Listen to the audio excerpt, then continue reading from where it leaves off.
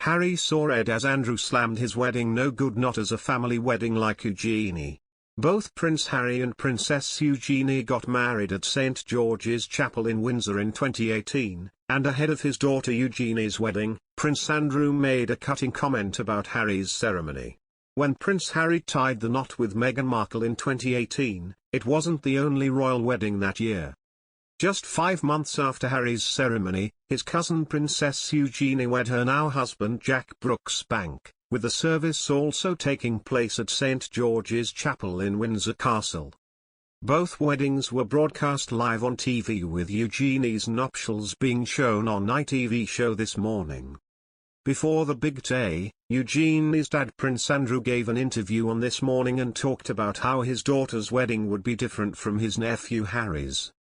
But viewers accused him of making an awkward comment when it came to the number of guests invited to both ceremonies, after Eugenie and Jack invited 850 guests compared to Harry and Meghan's 600. Andrew said, "It will not be the same as the previous one that was held in May. This is not a public wedding, this is meant to be a family wedding. There'll be a few more people than most people have.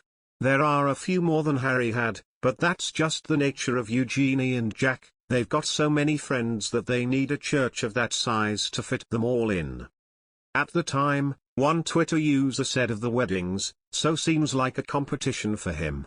Another wrote, throwing some shade there Duke, while one commented, "So Harry have, not got so many friends."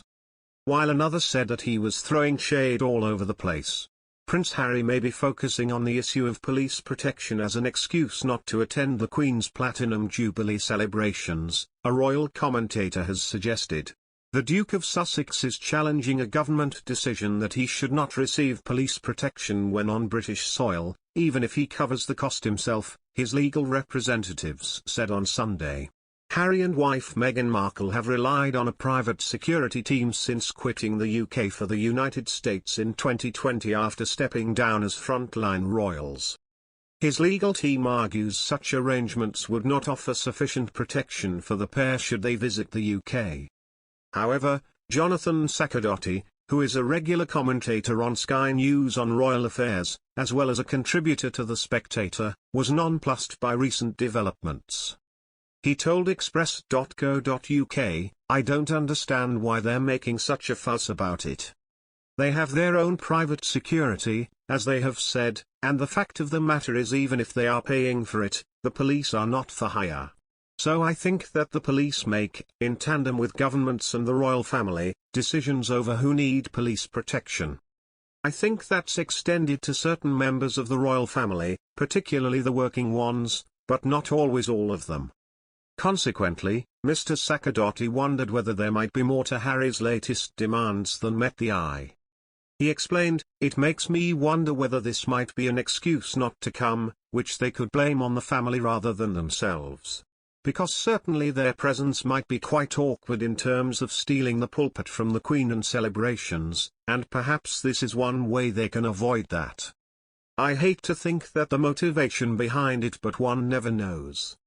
I think also, it's once again a way in which they can blame the family, or Britain at least, for not providing what they think is the minimum standard of protection or service to them, rather than accepting what the police force themselves, or the royal family, or the government, might think is an appropriate level of security."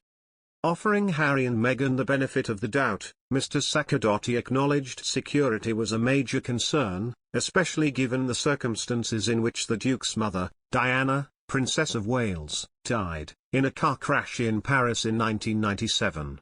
During last year's interview with Oprah Winfrey, Harry had made it clear one of his motivations in seeking deals with the likes of Netflix was to earn money to pay for security to protect his family, Mr. Saccardotti pointed out.